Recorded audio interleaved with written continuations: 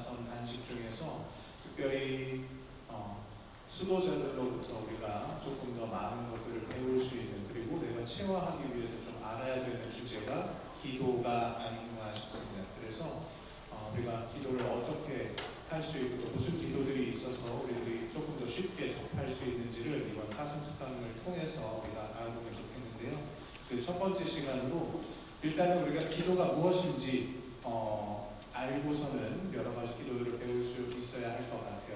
그래서 기도란 무엇인가라는 주제로 우리 전교 가르멜 수녀회의 홍성희 아가페 수녀님 모셔서 강의 청해 드리도록 하겠습니다. 수녀님 큰 박수로 모시겠습니다.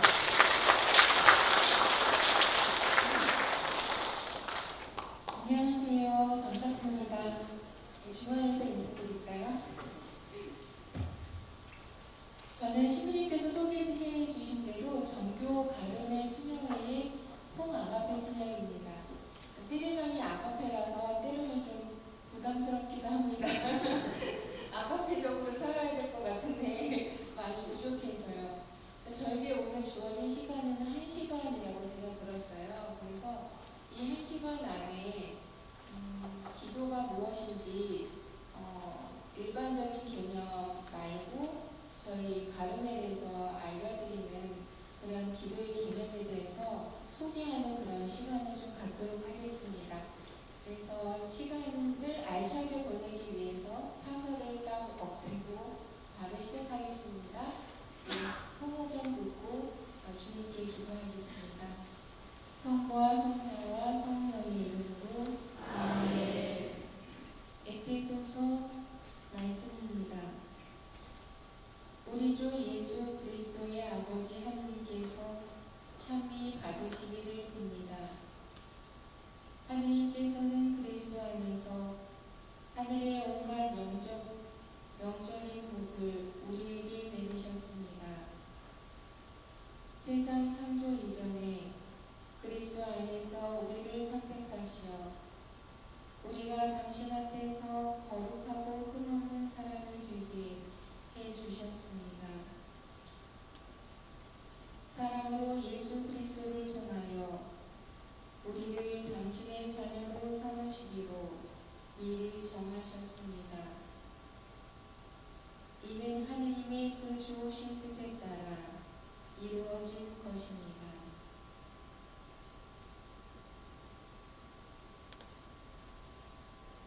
참 좋으신 하느님 아버지, 오늘 이렇게 덕정성당 신자분들과 만남의 시간을 갖게 되었습니다. 당신께서 이곳에 저희들의 기도의 정신을 알려주시기를 원하십니다.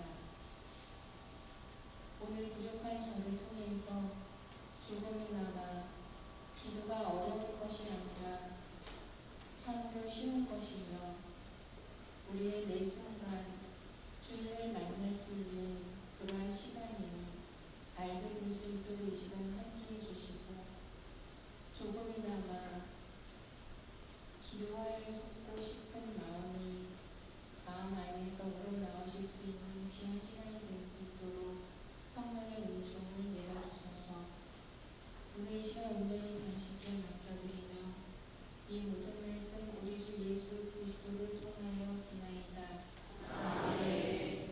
성부와 성자와 성령의 이름으로 아멘. 네, 반갑습니다. 반갑습니다. 네, 초대해 주셔서 감사드립니다, 신부님.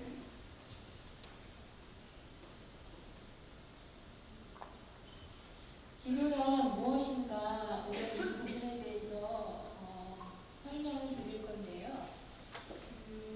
제가 오는 도중에 저를 여기에서 여기까지 데려다 주신 형제님께 기도가 뭐냐고 물어봤어요. 여쭤봤더니 하느님과 대화하는 것이라고 말씀하셨어요. 여러분들은 기도가 뭐라고 생각하세요?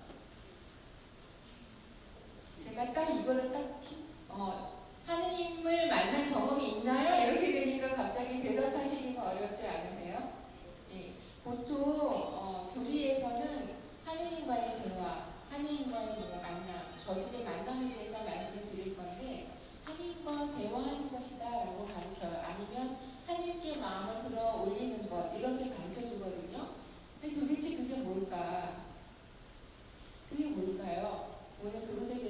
말씀드릴게요.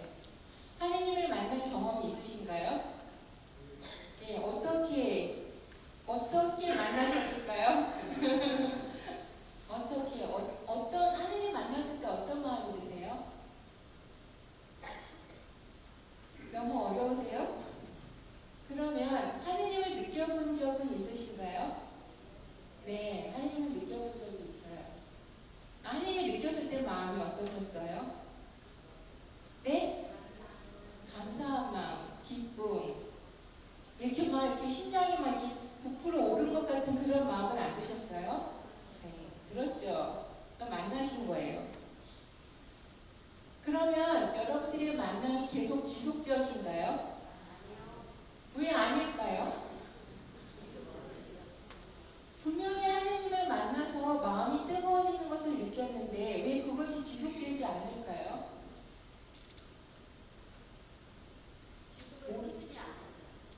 기도를 충실히 안 해서 그러실 수도 있죠. 그러면 하느님을 그때 만났을 때는 기도를 충실히 하셨어요? 그죠? 그때나 지금이나 별반 다를 것이 없는데 처음 하느님을 만났을 때는 굉장히 기뻤는데 그것이 지속되지 않는 것이에요. 제가 질문하는 걸 잘 기억하고 계세요. 왜 그러시냐면 하느님께서 숨어 계시기 때문이에요. 그렇지 않나요?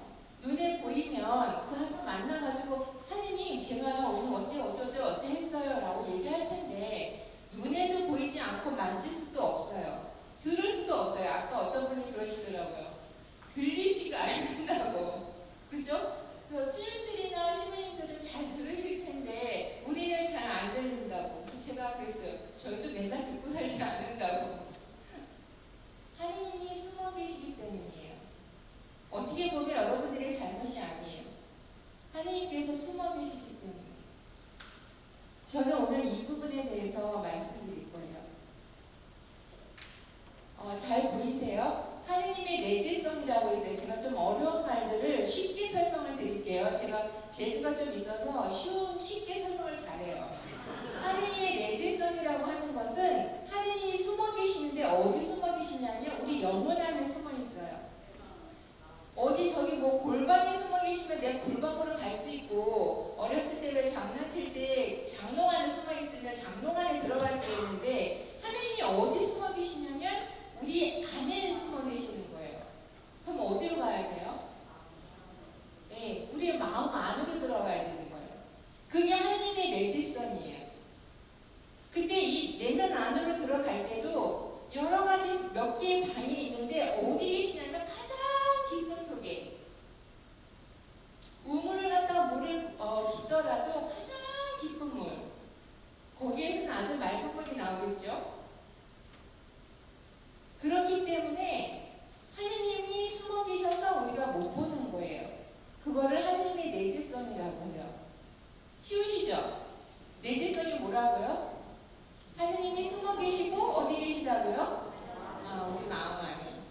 그래 여기 다 증거가 있어요. 요한복음 보면 저는 그들 안에 있고 아버지께서 제 안에 계십니다. 이는 그들이 완전히 하나 되게 하려는 것입니다.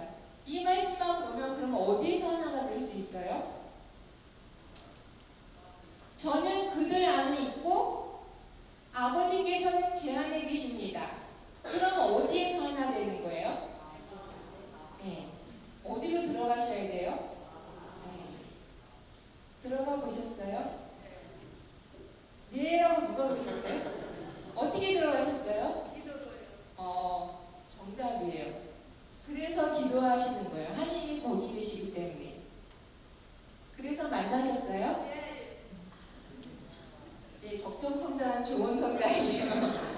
예, 요한복음 15장 4절에 보면 가지가 포도나무에 붙어있지 않으면 스스로 열매를 맺을 수 없는 것처럼 너희도 내 안에 머무르지 않으면 열매를 맺지 못한다. 여기서는 어떤 것을 가르쳐줘요? 포도나무에 붙어있으라고. 여러분들은 하루에 얼마나 붙어있으세요? 많이 이게 좀 달라요.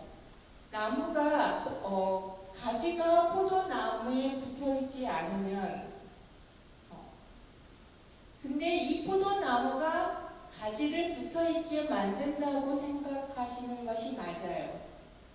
가지가 포도나무에 붙어있는 것 같지만 포도나무가 가지를 자기 몸에 붙이는 거예요.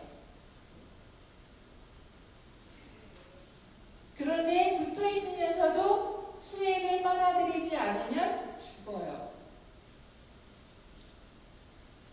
마태복음 28장에 보면 내가 너희에게 명령한 모든 것을 가르쳐 지키게 하여라. 보라 내가 세상 끝날까지 언제나 너희와 함께 있겠다. 이 말씀은 하나님께서 우리 내면 안에 숨어 계시는데 언제까지 우리 내면 안에 숨어 계신다고요? 그럼 세상 끝날까지 그분을 만나려면 세상 끝날까지 마음 안으로 들어가야 해요. 쉼 없이. 그래서 쉬지 말고 기도하라고 하죠. 네? 쉬는 때가 많죠. 맞아요. 알면서도 안 해요. 그렇죠? 인간의 구조를 보면 좀 어렵겠지만 우리 영이 있고 영혼이 있고 이 겉에 몸이 있어요. 저 영 안에 깊이 들어가야지만 되는 거예요. 이것을 제가 들어간다라는 것을 좀 이해시키기 위해서 그림으로 표현한 것인데 이 부분은 제가 4강 때 와서 다른 기도에 대해서 소개하면서 더 자세히 이 기능에 대해서 설명을 드릴 거예요. 근데 이건 그냥 넘어가겠어요. 요즘에 사순 시기를 맞이해서 올바른 자선, 올바른 기도, 그리고 올바른 단식에 대해서 말씀하시는데 한번 보세요. 제가 밑줄 쫙 그은 거 보면 하나님께서 어떻게 계셔요? 숨어 계셔요. 그래서 숨은 일도 보셔요. 잘 숨을 줄 아는 사람은 술래잡기를 해도 잘 찾아내요. 이렇게 표현할 수 있어요. 나 자신에 대해서 잘 보는 사람은 다른 사람에 대해서도 잘 보이고 하느님에 대해서도 잘 보여요. 왜냐하면 숨어 계시는 하느님을 만나기 때문에. 거꾸로 말하면 숨어 계시는 하느님을 잘 만나는 사람은 숨어 있는 나 자신을 볼 것이고 숨어 있는 타인도 보게 돼요. 이 숨어 있다는 말은 잘 안 보인다라는 말도 있지만 너무너무 잘 보인다라는 말의 의미도 있어요. 하느님에 대해서 숨어 계신 하느님이 어떤 분이신지 발견하면 발견할수록 나라는 존재가 어떤 존재인지 잘 발견할 수 있어요. 도대체 저 사람은 자기가 하는 일을 자기가 어떤 행동을 하는지 몰라 이렇게 얘기를 하죠. 도대체 내가 어떻게 행동하는지 모르는 순간들이 굉장히 많다는 거죠. 그것은 잘 보지 못하기 때문이에요. 잘 숨어야 잘 보이는데 잘 숨지를 못하는 거예요. 다시 말해서 자기 내면 안으로 들어가지 못하기 때문에 자기 자신이 어떤지 잘 볼 수가 없는 거예요. 이제는 하느님의 불가지성에 대해서 말씀드릴 거예요. 이게 도대체 무슨 소리인가? 불가해성. 저 밑에 까만 글씨로 뭐라고 되어 있어요? 하느님은 인간의 지성으로 파악할 수 없는 분. 왜냐하면 여기에서 표현된 말씀을 들어오면 자네가 하느님의 신비를 찾아내고 전능하신 분의 한계까지도 찾아냈단 말인가? 그것이 하늘보다 높은데 자네가 어찌 하겠는가? 저승보다 깊은데 자네가 어찌 알겠는가? 그 길이는 땅보다 길고 넓이는 바다보다 넓다니. 그래서 숨은 하느님을 내가 만나러 간다 하더라도 하느님을 다 파악할 수 없기 때문에 하느님을 완전히 이해한다라는 것은 인간으로서 불가능하다. 하지만 어느 정도 알 수 있다. 만나러 가야 해요. 그래서 애초에 이런 경우가 있어요. 기도 시험을 많이 하시다 보면 마치 내 자신이 하느님을 많이 알고 있고 영성적인 것을 많이 알고 있다라는 마음이 슬슬슬슬 올라오면서 이것이 영혼에게 교만의 싹을 틔우게 돼요. 그런데 인간이 하느님을 다 알 수 있다 없다? 없다. 그래서 자만할 것이 다 아니다.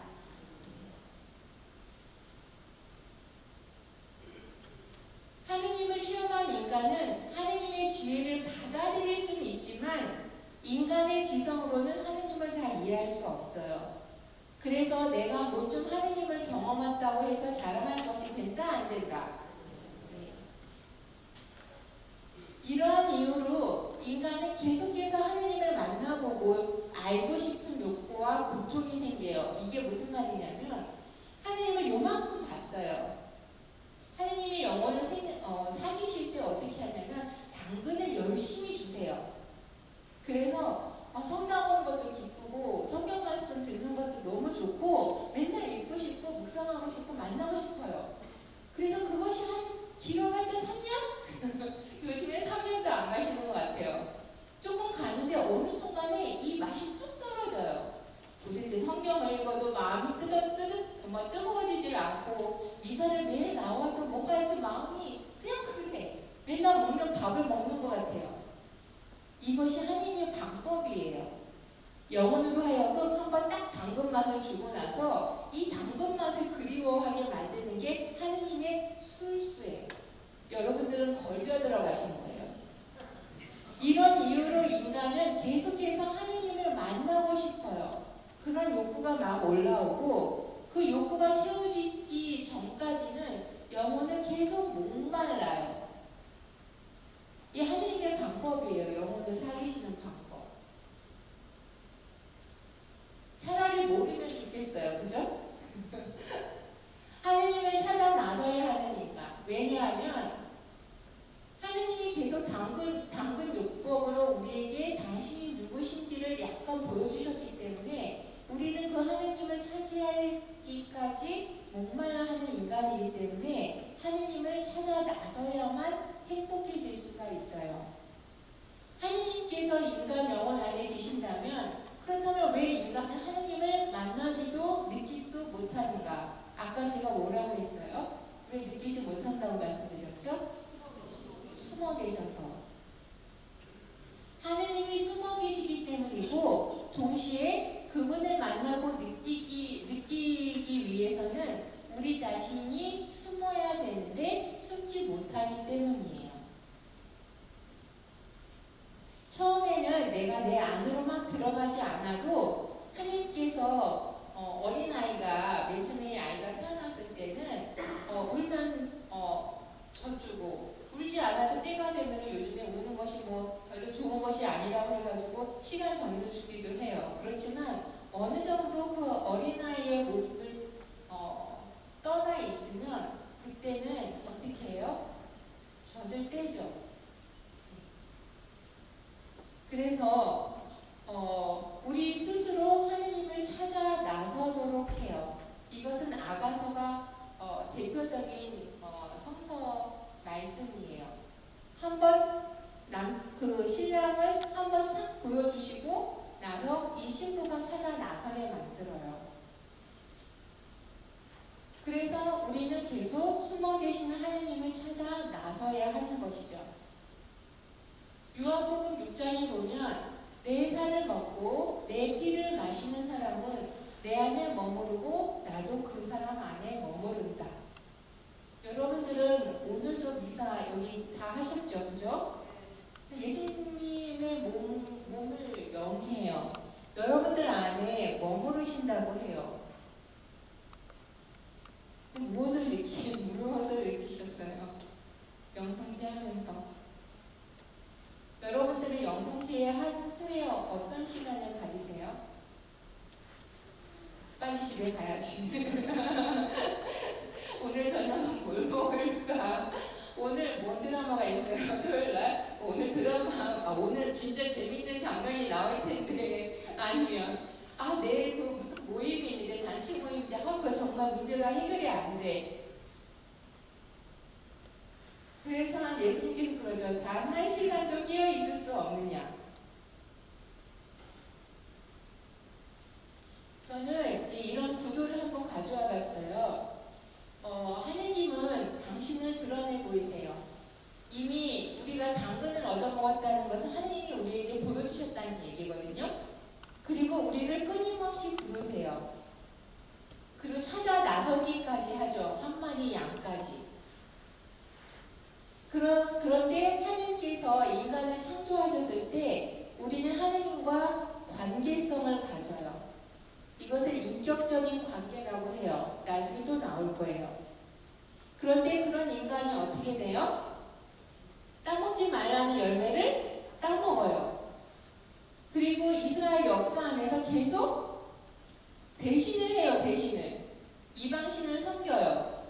그래서 인간과 하나님의 역사는 하나님은 계속 부르시고 계시는데 인간은 계속 불신을 하는 거예요. 불신앙. 이게 반복되는 거예요. 우리는 반복되는 죄의 역사를 가지고 있어요. 그래서 우리는 헌 인간이 됐어요. 옛 인간.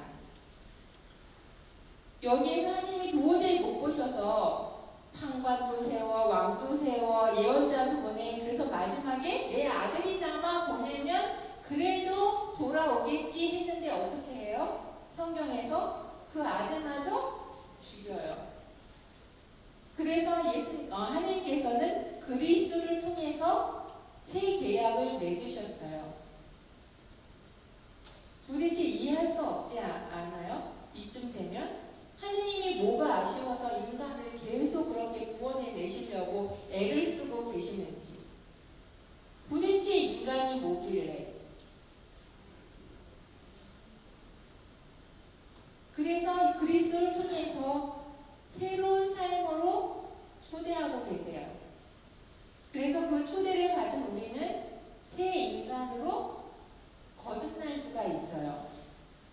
그리스도를 통해서. 그리고 계속 삶으로 참여함으로써 우리는 새로운 생명, 영원한 생명에 참여하게 되는 거죠. 어디까지? 나중에 하나님께로 돌아갈 때까지. 이것이 수레바퀴처럼 돌아와요. 어떻게 돌아오냐면 우리는 죄를 지었다가 다시 그 성사를 통해서 다시 관계를 회복했다가 좀 잘 살아야지 했다가 다시 죄로 갔다가 이게 왔다 갔다 돌다가 그러고 최종적으로 내가 지옥에 가면 어떻게 할까. 그래서 제가 이제 저희 공동체에서 이제 기도학교를 하는데 80세에 마지막 생애를 좀 더 주님과 의미 있게 지내고 싶으시다고 오시는 분들이 계세요. 제가 박수를 쳐요. 이 전체를 볼 때 이것을 다른 말로 이렇게 표현할 수 있어요. 구원의 역사라고. 그런데 저기 구원의 역사의 주인공이 누구신 것 같아요? 누구세요? 네? 저 구원의 역사를 누가 이끌어 가시는 것 같아요? 예수님? 하느님이 이끌어 가시죠. 하느님이나 예수님이나 삼위일체이시니까 같은 분이시지만 하느님께서 이끌어 가시는 거죠. 거기에 그리스도께서는 순종으로 응답하신 거죠. 필리피서에서 나오잖아요. 죽기까지 순종하셨다고.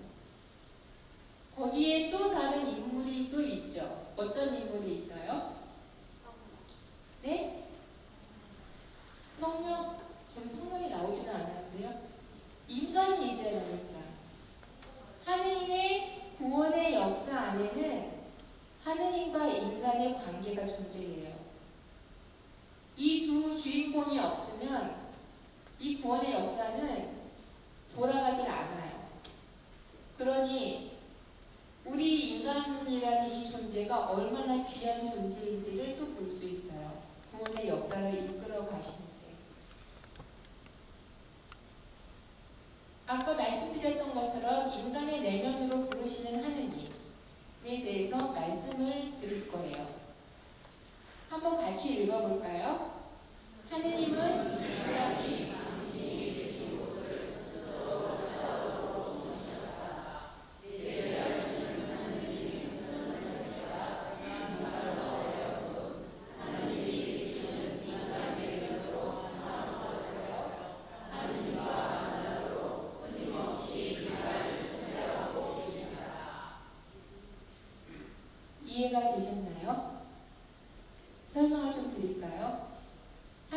바퀴처럼 숨어 계세요. 숨어 계시는데 그 내 안에 숨어 계시는 그 하나님께서 우리로 하여금 당신을 만나고 싶어하는 갈망을 일으켜 주셔서 우리로 하여금 계속 당신을 따라갈 수 있도록 찾으려고 하는 마음을 일으키는 그러한 초대를 하신다는 거예요. 그런 거 같나요? 아니신 것 같아요.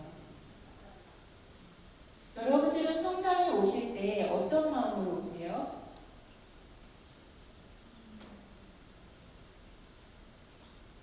십계명을 안 오시려고요? 주님께서 안 빠지시려고요?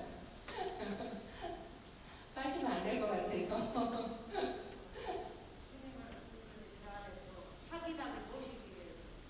아, 영성치 하시기 위해서요? 영성치 하실 때 무슨 생각 하신다고 그랬죠, 아까? 주님은 제 안에 오셨고 저는 주님을 모셨습니다. 감사합니다. 맞아요, 맞아요, 맞아요. 하느님은 그냥 빛이니까 항상 계시니까 부모님한테 매달려야 돼요. 여기에서 여러분들이 대답을 못 하시는 것은 어떤 게 있냐면 간절함이 없을 수 있다는 거예요. 기도를 내가 도대체 어떻게 해야 되는지 못한다, 응답이 없다, 무슨 소리인지 못 알아듣겠다, 간절함이 부족한 거예요. 여러분들은 하느님을 얼마나 만나고 싶어 하세요? 얼마나 간절하세요? 0부터 10까지 있다 그러면은 5 정도 돼요? 5? 9? 박수 쳐드리세요. 9라잖아요. 9.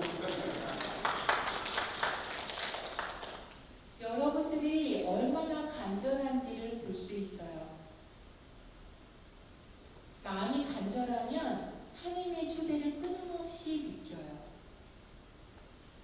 근데 이 간절함이 없으면 하나님이 초대를 하든지 말든지 나는 그냥 가톨릭 신자로 미사 안 빠지고 나와서 본당에서 있는 단체 활동하면서 그렇게 친교를 맺으면서 교우들과 그렇게 사는 것도 하나의 삶이지만 정말 하나님을 신명나게 사랑하기 위한 간절함이 우리는 되게 많이 부족해요.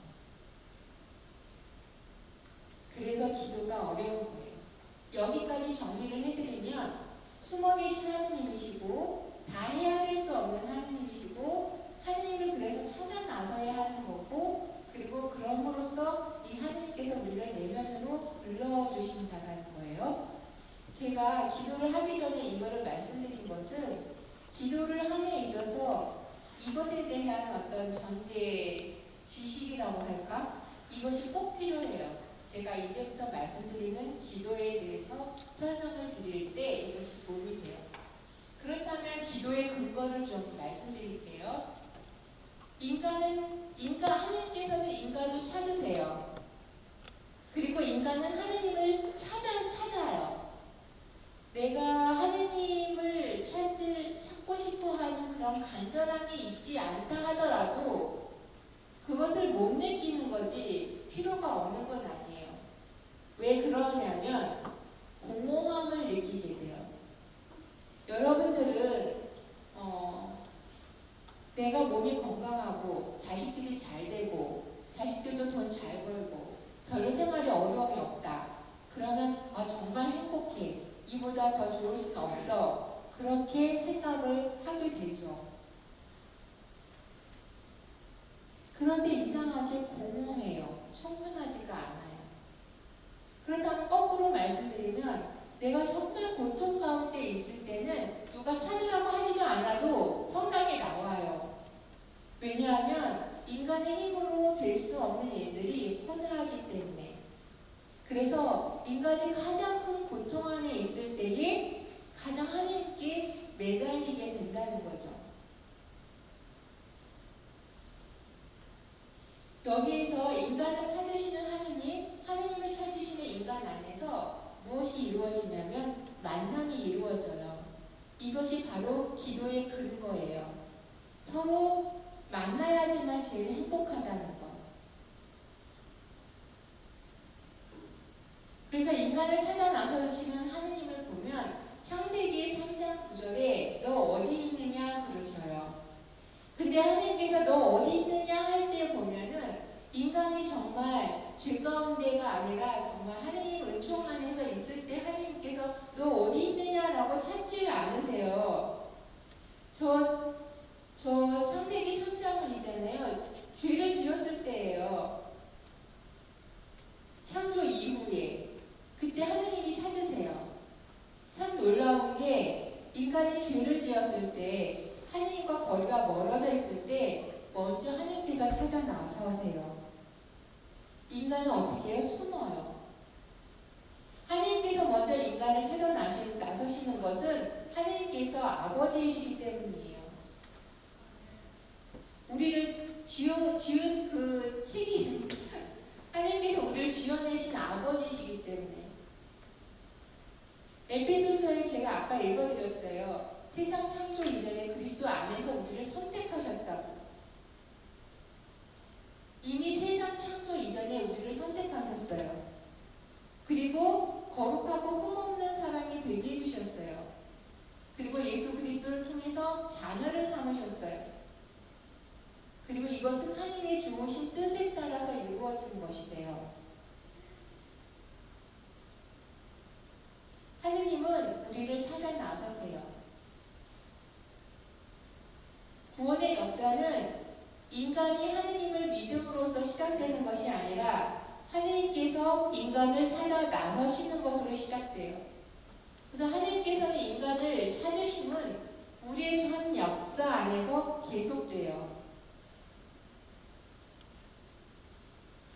그래서 당신께서 우리를 찾으심으로써 우리가 당신을 찾도록 만드시는데 온 힘을 기울이세요. 그래서 부르세요. 계속. 아가페, 너 어디 있느냐? 막달레나, 너 어디 있느냐? 아네스, 너 어디 있느냐? 여러분은 어디 계세요? 인간은 하나님 사랑에 목말라 있어요. 왜 그러냐면 저기 지나게 되어 있는 것처럼 여러분들이 제수혈일 때 흙에서 왔으니 흙으로 돌아가라고 하죠. 우리는 하나님께로부터 숨을 받았어요. 숨을. 그것은 우리의 근원이 하나님께 있다는 것이에요. 하나님께 있기 때문에 하나님을 소유하기 전까지는 인간은 목마름이 가셔지지 않아요. 세상에 내가 목마른지 목마르지 않은지도 모르고 지나가는 사람들이 많아요. 그런데 하느님을 정말 만나고 싶은 사람들은 이 목마름이 꼭 있어요.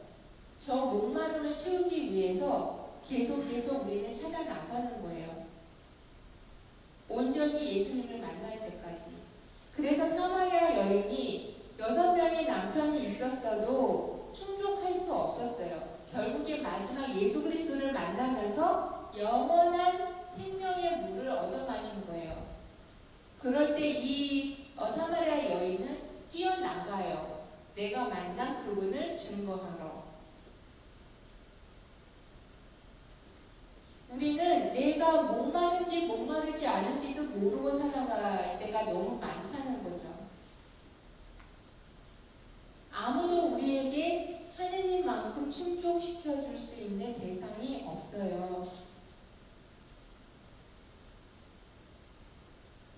인간은 하느님의 그 사랑을 차지하기 전까지 만족이 안 되는 존재예요. 그리고 인간은 끊임없이 하느님의 사랑을 갈망하면서 사랑 안에서 하나 되기를 원해요. 그리고 사랑으로 창조된 인간은 하느님께 사랑받고 하느님을 온전히 사랑할 때 가장 행복해요. 이것이 바로 숨어 계신 하느님께서 우리를 초대하시는 이유예요. 저희 집에 오시는 분들은 교회 안에서 운영되고 있는 많은 그 모임에 여기도 가보시고 저기도 가보시고 저기도 가보시고 그러시고 저희 집에도 오세요. 그런데 오시면서 하시는 말씀은 아직 하느님을 만나지 못했다는 거죠. 어떻게 만나야 되는지 잘 모르겠다는 거예요. 어떤 분은 고통 가운데 있다가 오시기도 하고, 어떤 분은 삶의 그 커다란 고통은 없지만 공허함 때문에 오시기도 해요. 중요한 것은 내 자신이 하느님 없이는 공허한 존재라는 것을 깨닫는 것이 중요해요. 그렇다면 기도의 정의, 기도란 무엇인가 한번 볼게요. 이제 여기에서 나오는 거예요. 예수의 대리사께서 가르스토원을 창립하셨는데 예수의 대리사께서 자서전 8장 5절에 이런 말씀을 하셨어요. 기도란 하나님께서 우리를 사랑하신다는 것을 알고 그분과 홀로 자주 만나 이야기하면서 우정을 나누는 것입니다. 여기에서 어려운 말이 있으세요? 없죠? 기도란 하나님께서 우리를 사랑하신다는 것을 알고 하나님께서 여러분들을 사랑하시는 걸 아세요? 느끼세요? 하나님이 나를 사랑하고 있구나라고 느끼세요? 그러면 그분과 홀로 자주 만나 이야기하세요? 네. 자매님만 그러신 것 같아요. 홀로 친구들하고 말고 그분과 홀로 자주 만나서 이야기하세요?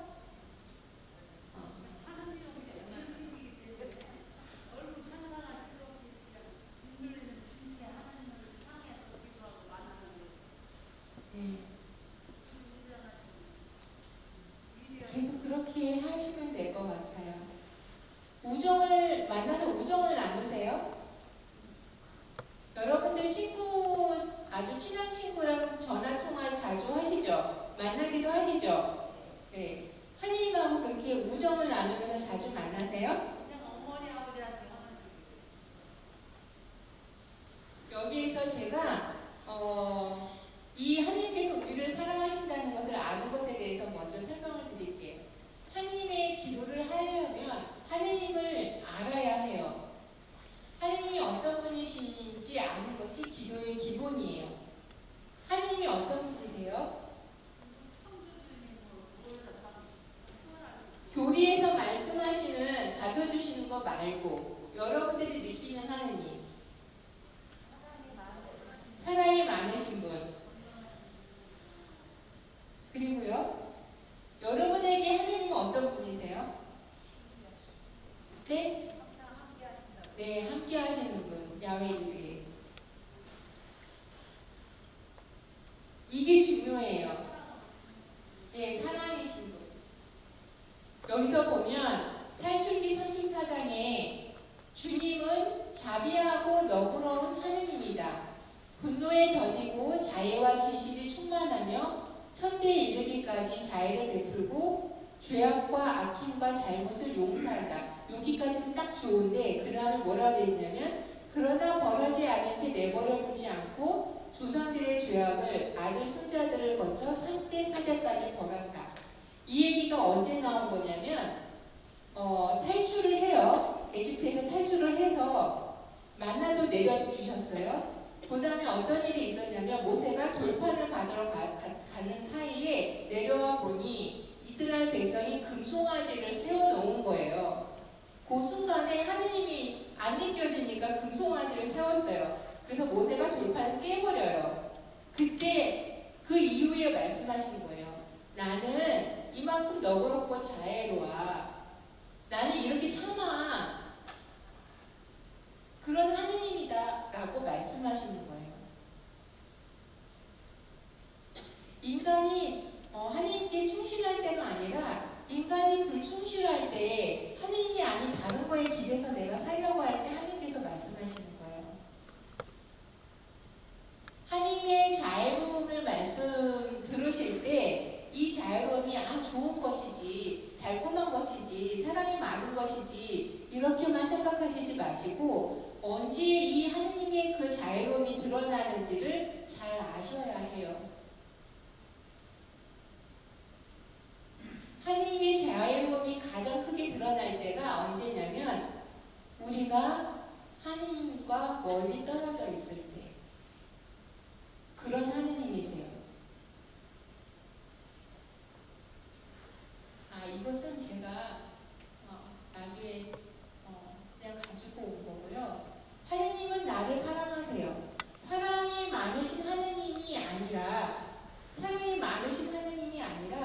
그 하느님이 나를 사랑하신다라는 것을 아는 것이 중요해요. 나를 사랑하시는 분이 누구이신지 인식하는 것이 중요해요. 그래서 기도하는 영혼이 첫 번째로 인식해야 할 것은 무엇이냐면 내가 하느님께 사랑을 받고 있다는 것. 내가 착한 행실을 해야 할 때만 사랑받는 것이 아니라 착한 행실을 못할 때도 사랑받고 있다는 거예요. 그것을 어디서 볼 수 있어요? 돌아온 아들, 탕자. 아버지의 재산을 가지고 간 아들을 눈물로 기다리고 있는 아버지. 그래서 여러분들이 하나님의 사랑을 논하실 때 그런 어떤 나의 내가 하나님 뜻에 맞게 살 때가 아니라 그렇게 하지 못할 때도 나를 사랑하고 계시는 그분,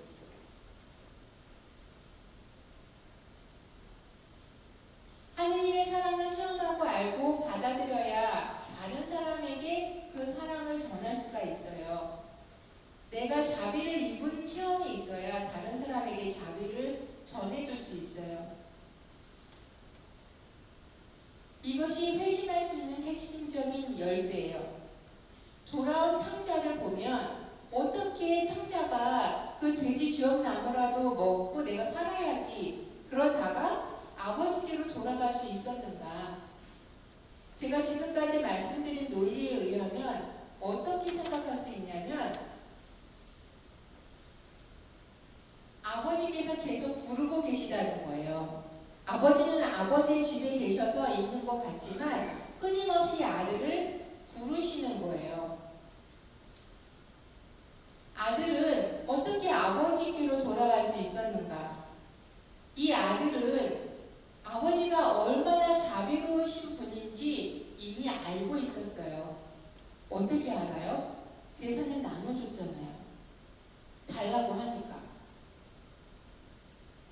다 써버렸지만 사람이 바닥을 칠 때 가장 자기의 민낯을 보게 되거든요. 그 아들은 아버지의 사랑을 알고 있었어요. 그래서 돌아간 거예요. 여러분들이 내가 무엇인가 꺼려지는 많은 어떤 일들이나 행동이나 아니면 어떤 감정이 있을 때 아버지께 돌아가야지 할 때를 한번 기억해 보세요. 내가 성당에 가서 기도해야지 할 때 그게 어떻게 그 순간에 예를 들어서 정말 용서하기 힘든 어떤 사람에 대해서 끊임없이 내가 싸우고 있는 거예요. 마음이 불편하니까. 근데 어느 순간에 용서를 해야 되지 않을까? 이런 생각이 들자마자 하나님께서 내 안에서 어떤 일들을 하세요. 내가 이미 용서한 게 아니라 용서를 해야 되지 않을까? 너무 화가 나 있을 때는 그런 생각도 못해요. 용서를 해야지 이런 생각도 들지는 않는데 정말 그것과 끊임없이 그 하나님의 사랑으로 만들어진 우리는 이 용서하지 않는 것이 계속 마음이 불편하기 때문에 계속 그것이 나에게 그 걸림돌처럼 와 있어요. 그래서 그것과 싸우고 있거든요. 그런데 그러다 보면 내가 이렇게 용서도 못하고 있나, 이제 용서를 해야 되지 않을까? 이 생각만 얼핏 비춰도 하나님께서 성령으로 우리 안에서 작업을 시작하세요. 그래서 아버지께로 가게끔 만들어요. 용서는 신비예요. 내가 할 수 있는 게 아니거든요. 용서는 하나님께서 하시도록 하는 거죠. 우리 안에서. 나는 절대 못해요, 용서를. 내가 하는 것 같죠? 내가 너를 용서하겠어. 그런 일은 없어요. 하느님께서 나로 하여금 하느님의 사랑으로 용서의 마음을 갖게 해주는 거예요. 네? 그렇죠. 그 깨달음. 그래서 아들이 아버지께로 돌아갈 수 있었어요. 왜냐하면 작은 아들은 아버지께 떠나와서 바닥을 쳤을 때 아버지의 사랑을 기억했던 거예요. 큰 아들은 어땠나요? 아버지 옆에서 꼿꼿하게 렘브란트 그 그림을 보면 꼿꼿하게 서 있어요. 아버지 옆에서 사는데도, 아버지의 자비의 그늘 아래 있는데도 아버지의 자비 시험을 잘 못하는 거예요. 그러니 죄도 은총인 거죠. 우리가 우리 자신이 얼마나 부족한 존재인지를 깨달을 때 그것이 은총인 거예요. 왜냐하면 그 순간이 아버지께로 돌아가는 순간이 되기 때문에. 그래서 여기에서 아버지께서 나를 조건 없이 받아들여 주신다는 그 사랑을 깨달을 때 비로소 회심이 이루어져요. 그래야 다른 사람에 대해서 마음이 넓어지는 거예요. 세 번째로 두 번째군요. 우정을 나누는 것이다. 도대체 우정이 무엇인가 한번 볼게요. 우정의 관계 방식.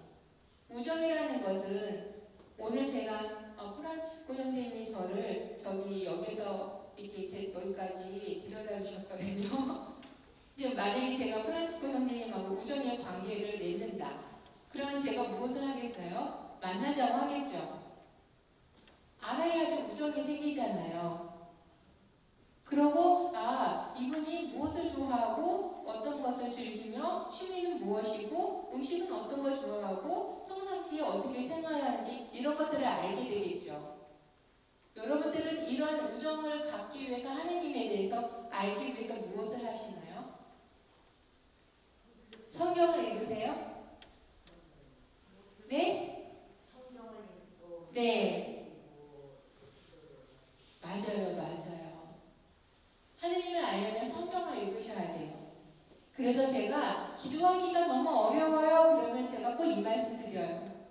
창세기부터 요한묵시록까지 3번만 읽으세요. 성경을 읽지 않고는 하느님을 알 수가 없어요. 내가 기도를 어떻게 해야 될지 모르겠어요. 하나님께서 나에게 무슨 말씀을 하시는지 모르겠어요. 성경을 읽으세요. 기도가 저절로 나와요.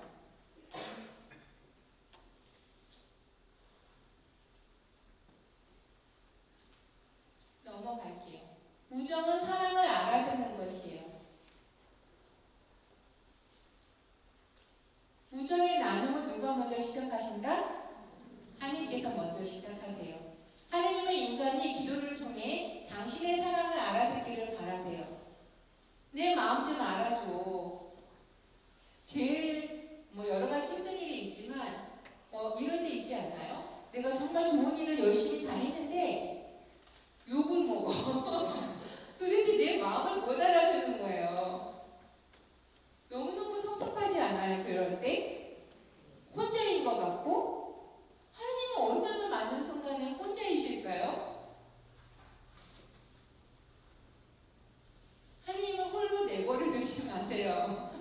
외로우세요. 제가 시간이 있으면 저희 어떤 체험을 말씀드릴 텐데 다음에 아마 그런 기회가 있을지도 모르겠어요. 인간은 하나님께서 먼저 이끌어 주시기 때문에 하나님을 사랑할 수 있고 하나님 사랑에 동화될 수 있어요. 저는 오늘 기도에 대해서 얘기를 하면서 끊임없이 하나님께서 우리를 부르신다는 얘기를 하고 있어요.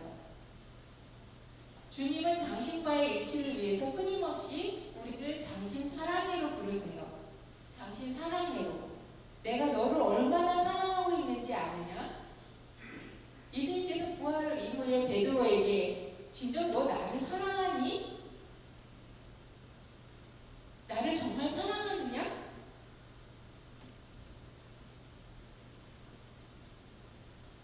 요한복음 15장에 보면 아버지가 나를 사랑한 것처럼 나도 너희를 사랑하였다. 너희는 내 사랑 안에 머물러라 라고 말씀하세요. 하느님이 우리에게 원하시는 것은 당신의 사랑을 좀 제발 받아주는 것. 오늘 제가 지하철을 1시간 한 15분 그렇게 타고 왔거든요. 여러분들 지하철 타면 일괄적으로 쫙 똑같은 행동이 있어요. 뭐예요? 핸드폰. 핸드폰을 안 하면, 안 보면, 저는 이제 옆에서 어떤 자매가 이렇게 있었어요. 젊은 자매가. 계속 말을 하는 거예요. 그래서 왜 이렇게 계속 혼자 말을 하지? 그런데 보니까 전화를 하고 있는 거예요. 그래서 이제 이렇게 비켰어요. 계속 말씀을 하셔서. 그러니까 저쪽에 갔더니 안 보시는 분은 전화를 하고 계시는 거예요. 언제 자기를 언제 만나죠?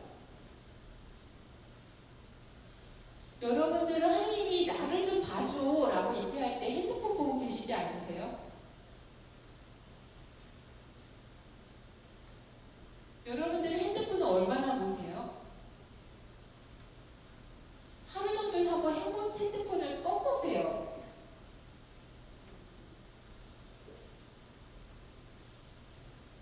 기도는 하나님이 사랑이심을 인식하고 그 사랑에 동참하려는 인간의 의지에서 나오는 사랑의 응답이에요. 다시 말씀드리면 하나님께서 지금 나를 찾으시는데 그분과 눈을 맞추시는 것이 내가 할 일인 거예요. 하나님이 나랑 눈을 마주치고 싶으신데 핸드폰 보고 있는 게 아니라는 거예요. 단순해요. 하나님이 나를 찾으실 때 예, 주님 제가 여기 있습니다 라고 말씀하시는 거예요. 그래야 기도가 되죠. 하나님을 찾으시는데 나는 내 얘기를 하고 있어. 그러면 만날 수가 없잖아요. 그래서 우정은 사랑을 나누는 것이에요. 친구랑 만났는데 친구 계속 자기 얘기만 해. 기도란 그분과 홀로 자주 만나 이야기하는 것인데요. 홀로 자주. 하나님과 홀로 있음은 하나님과의 만남을 위한 필수적인 공간이에요.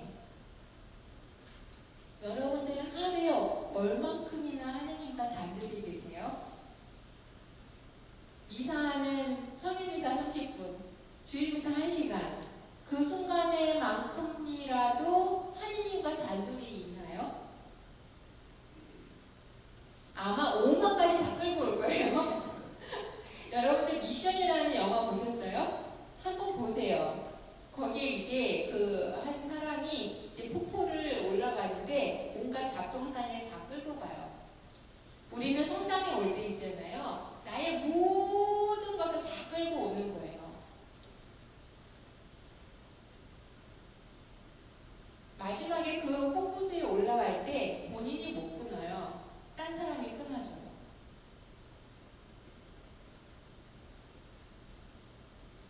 성당에 오실 때 모든 걸 다 끌고 오지 마세요.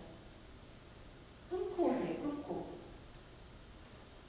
안 끊고 오면 있잖아요. 어디에 빠져요? 분심.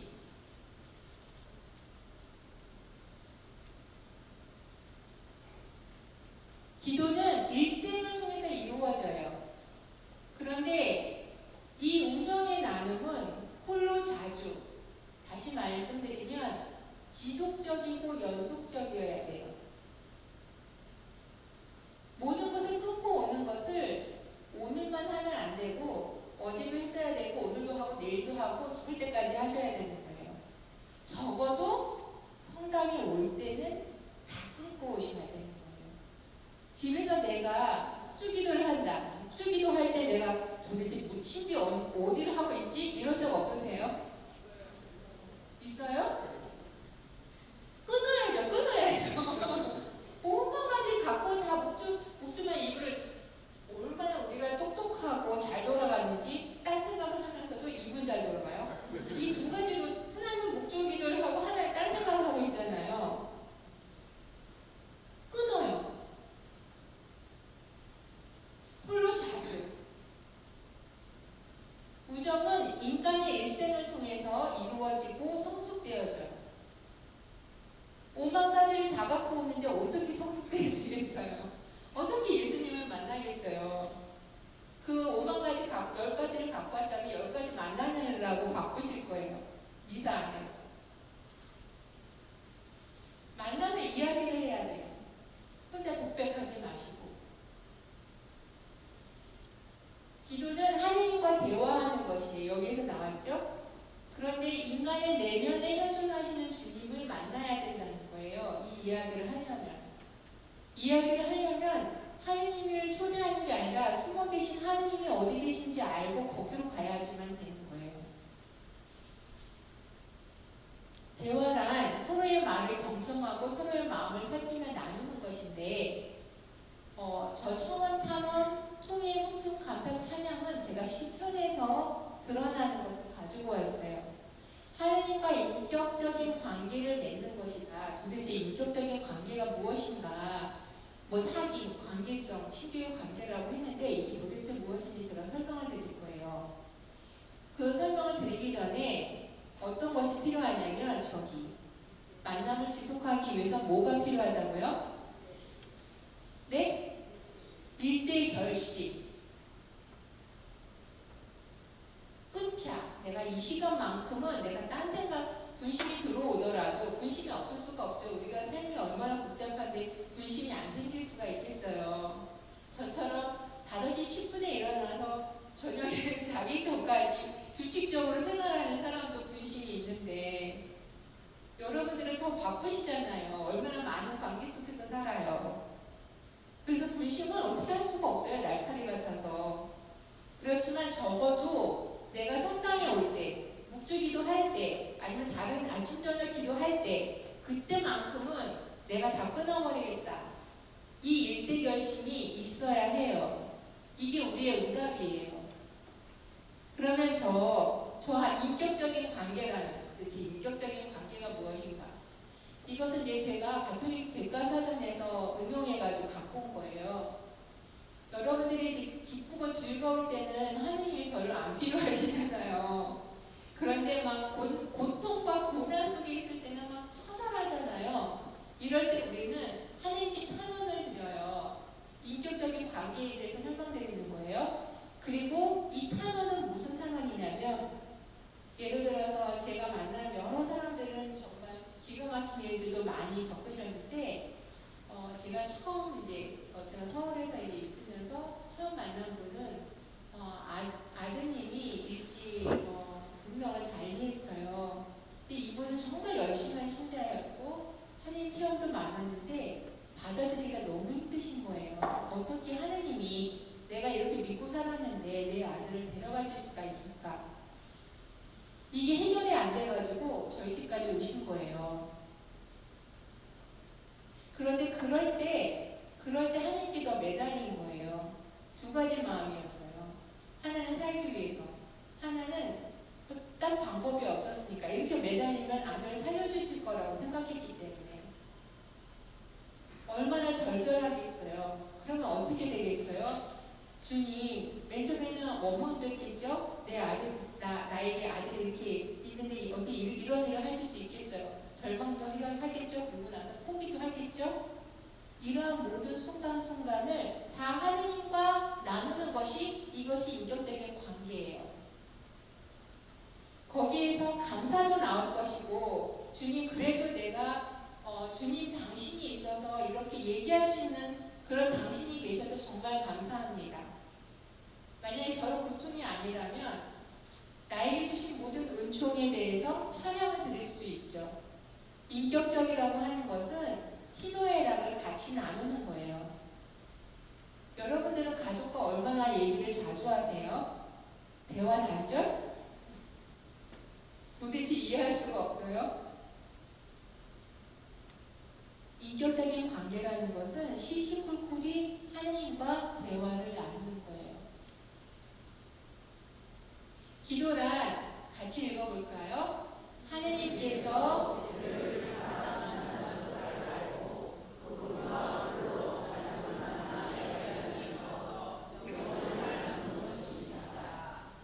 여기까지가 정의인데 여러분들에게 지금 남아있는 무엇인가가 있나요? 내가 지금 이런 것에 대해서 부족함을 느끼시나요? 어떤 부분들에 대해서? 그러면 잊어버리지 마세요. 아니면 자부심이 느껴지실 수도 있죠. 아, 내가 이렇게 살아왔으니까. 그것도 놓치지 마세요. 그 어떤 것도. 그리고 실천하세요. 이제 목적. 저에게 이제 남겨진 시간이 이제 거의 다 됐기 때문에 예. 목적. 목적이라는 것은 무엇을 위해서 하냐는 거예요. 기도는. 여러분들은 기도를 왜 하세요? 응답받기 위해서. 원하고 필요한 것을 청원하기 위해서. 맞아요. 심오한 진리를 깨닫기 위해서. 하나님 체험이, 드높은 하나님의 체험을 하기 위해서. 축하드립니다. 하루하루를 무탈하게 지내기 위해서. 예전에 제가 어렸을 때 버스를 타면요, 운전하시는 분 앞에 오늘도 무사히 하고 어떤 소녀가 이렇게 하고서 기도하는 게 있었어요. 무탈하게 지내기 위해서. 맞아요. 그런데 좀 더 그 차원으로 가볼까요? 기도를 왜 하냐면요, 하나님 아버지를 기쁘게 해드리기 위해서예요. 여러분들은 하나님의 자녀이고 자녀가 부모님을 기쁘게 해드리는 것은 당연한 것이에요. 어떻게 기쁘게 해드릴 거냐는 거예요. 용돈 많이 들여서?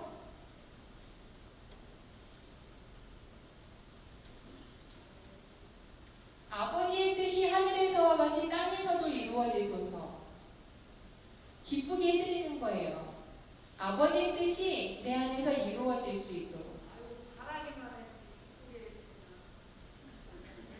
부모님이 예쁜 자식이, 부모님 말씀 잘 듣는 자식이 예쁘잖아요. 아버지께서 원하시는 삶을 살기 위해서. 그런데 이 삶을 살기 위해서는 대신덕이 필요해요. 이거는 제가 4강 때 말씀드릴 거예요.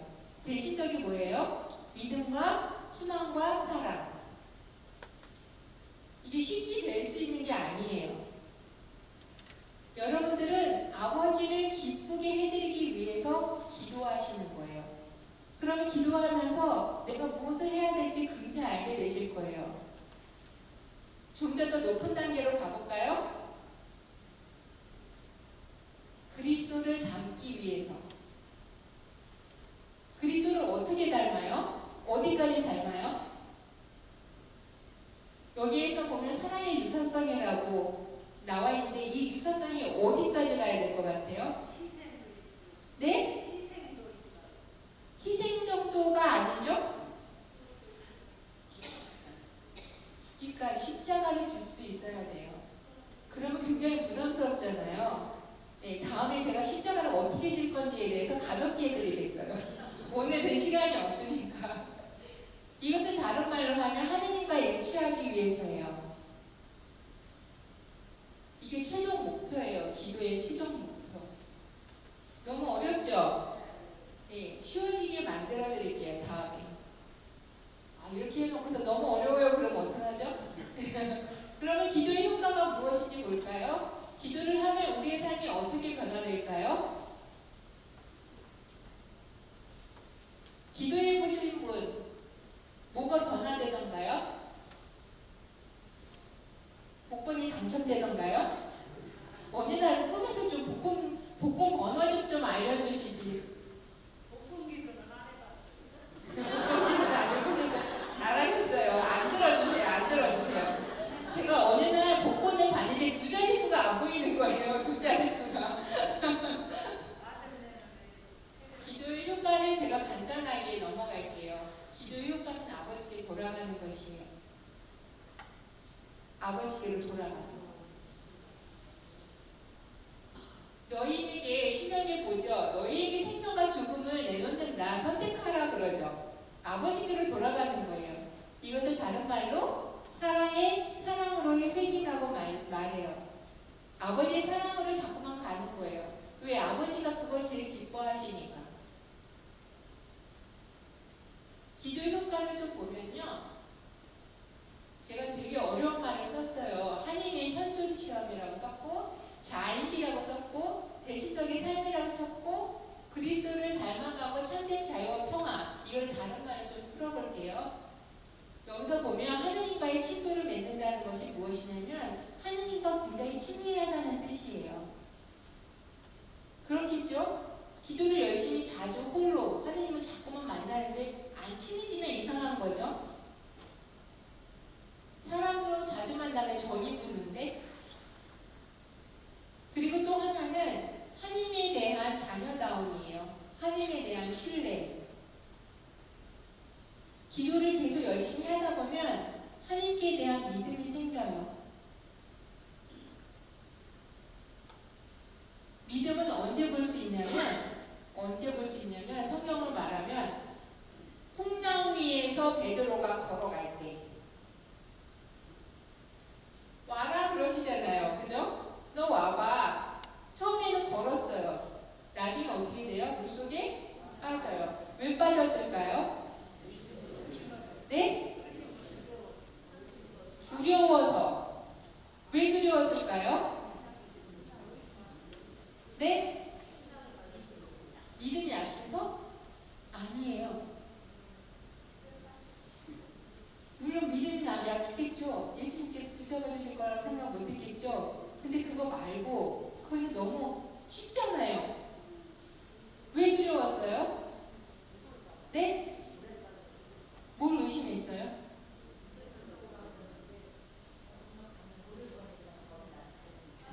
겁이 났어요. 그 겁이 났는데 겁이 났을 때 누굴 봤길래 겁이 났어요? 자기를 봐서 그래. 자기. 하느님을 봐야 되는데 나를 본 거예요. 나는 당연히 빠지죠. 그래서 풍랑의 무리를 걸어갈 때는 그리스도를 봐야 돼요.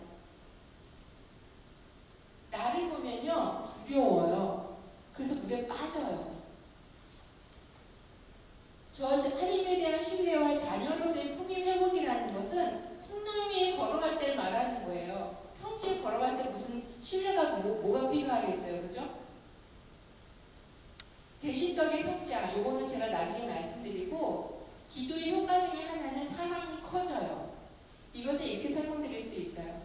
남녀가 사랑에 빠질 때 사랑에 빠져보신 적 있으세요? 그냥 세상이 아름다워요, 세상이. 그리고 남이 뭐 잘못해도 별거 아닌 것처럼 그냥 넘어가요. 저기 그거예요, 딱.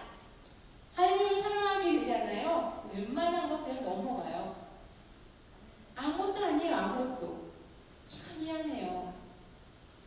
그리고 진리에 대한 자유로움이라는 것은 무엇이냐면 십자가를 질 수 있어요. 힘이 생기시기 때문에.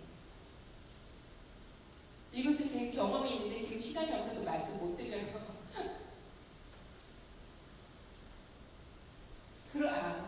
어차피 지났으니까 좀 시간이 더 주셔도 되죠. 제가 수련기 때 그때는 막 너무너무 열심히 막 살 때예요. 지금도 열심히 살지만 너무너무 열심히 사는데 어떤 생각이 있냐면 난 뭐든지 다 할 것 같아요. 그래서 어느 날 성당에서 이렇게 앉아있는데 제가 주님 그 십자가에서 내려오세요. 제가 대신 매달리겠습니다. 이 말이 저절로 나오는 거예요. 그러고 나서 제가 어땠을 것 같아요? 무서워서 죽는 줄 알았어요.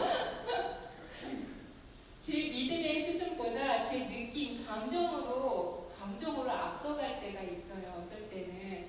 그러고 나서 어떤 힘겨운 일이 있으니까 어떻게 되겠어요? 제가 물에 빠지더라고요. 분명히 제가 그랬어요. 그거 제 진심이거든요. 주님 내려오세요. 제가 대신 십자가에 매달려 죽을게요. 이렇게 했는데 그런 내 마음이 다 어디로 갔는지 어려움이 닥치니까 그 믿음의 약함을 제가 보게 되었어요. 저 십자가를 지는 것은 기도가 깊어지면 깊어질수록 내 내면 안으로 들어가서 하나님을 만나면 만날수록 영혼이 힘이 세져요. 믿음의 정도가 깊어져요. 그래서 예를 들어서 본당 안에서도 어떤 어려운 일이 여기 있으면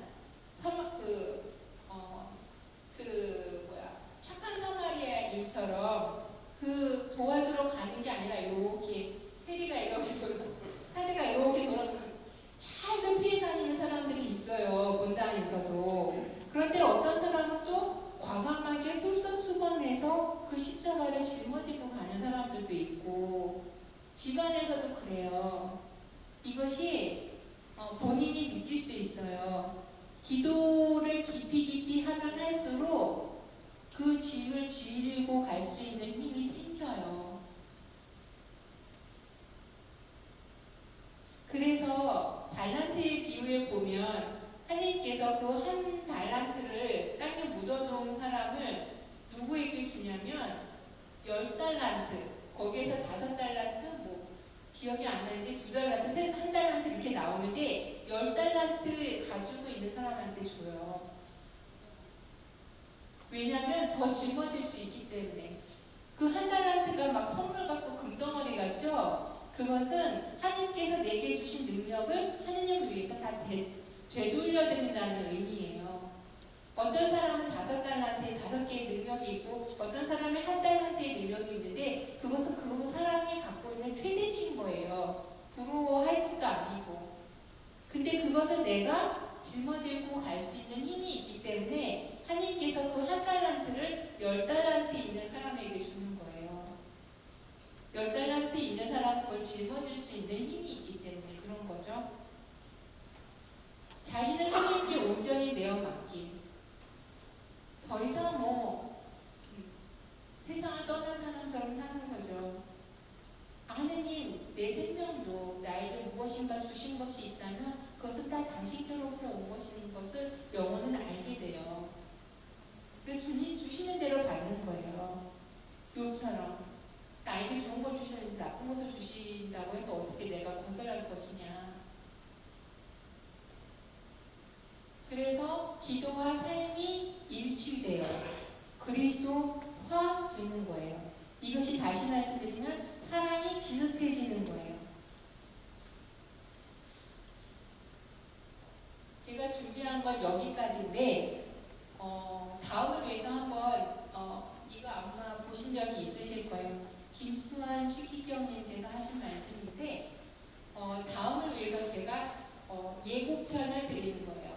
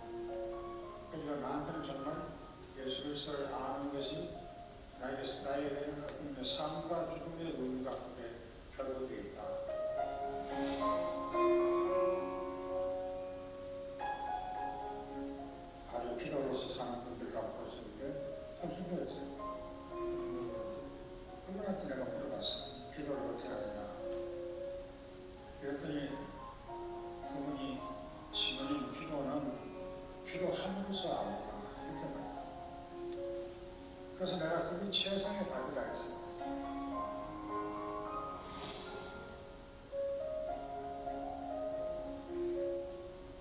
그러니까 내가 무슨 설명을 해가지고 무슨 기도가 뭐라고 이렇게 이해하는 거는 이런 건 할 수는 있어. 그러나 자기 자신이 깨닫는 거는 자기가 기도를 하는 것이. 이제 말하는 좀 하나님하고 나가서 하루에 만약 반시간을 듣고 최소한 반시간이라도 기도만의 시간을 가져보고 그럴 때 이제 조금씩 기도가 뭐라는 걸 알게 된다.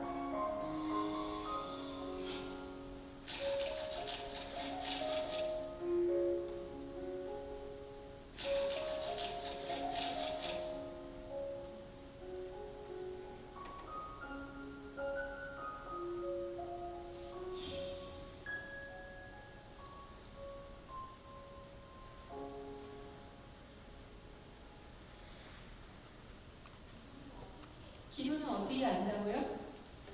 기도함으로써. 제가 이론적으로 설명했지만 이게 다 소용없다잖아요. 기도는 어떻게 한다고요? 네, 직접 하라는 거예요. 직접. 저는 동기부여만 하는 것뿐이고 하는 건 여러분들이에요. 그래서 기도는 기도하면서 습득된다는 거예요. 그런데도 불구하고 제가 다음에는 예수기도 있고 그 다음에 성체교비 있죠. 그리고 제가 와서 또 얘기할 거란 말이죠. 기도는 어떻게 한다고요? 어떻게 배울 수 있다고요? 낙타살 게 아니라는 거죠. 제가 다음에 와서는 일상 안에서 기도 생활을 할 거예요. 정말 일상 안에서 어떻게 기도를 할 것인가 말씀드릴 거니까 여러분들 다음에 3월 16일에 또 뵙도록 할게요. 혹시 질문 있으세요? 뭐가 남나요 오늘? 기도는 기도하면서 습득하는 거라고요? 그거라도 하나 알고 가시고 실천하시면 될 것 같아요. 예. 하나님께서 여러분들을 계속 부르시고 계시다라는 거. 그리고 우리의 기도의 목적은 무엇이라고요? 하나님을 기쁘게 하시는 하는 거. 성당에 온다는 잔뜩 싸들고 와라? 네, 다 끊어버리고 오셔야 해요. 네. 어떻게 확인할 수 있을까 이것을? 네, 그러면 다음에 뵙겠습니다. 오늘 감사드립니다. 영광으로 마실까요? 네. 영광이 성부와 성자와 성